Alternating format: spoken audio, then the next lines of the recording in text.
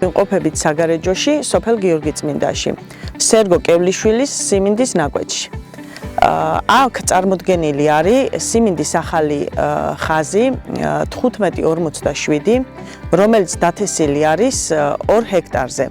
ეს სიმინდი გამოირჩევა მაღალი მედეგობით, ქარისადმი, აქვს ყვითელი კრისტალური მარცვალი, საკმაოდ წონიანი, ასე ვთქვათ, ვეგეტაციის პერიოდი არის 130 დღე, რომელიც მორგებული არის ჩვენ კლიმატურ პირობებზე. ამ ნაკვეთზე დათესილი იყო 3 სხვადასხვა ჯიშის სიმინდი.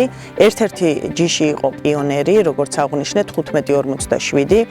წელს იყო საკმაოდ ძლიერი ქარი და ქარის მედეგობითაც საკმაოდ ეფექტური იყო, ანუ არც ერთი ტარო თითქმის დაბლა ჩამოვარდნილი არ არის. ტენის გაცემითაც აჯობა სხვა ჯიშებს და ასევე დაავადებების მიმართ ბევრად ამტანი და მედეგი აღმოჩნდა. მიღებული შედეგით ფერმერი ძალიან კმაყოფილია.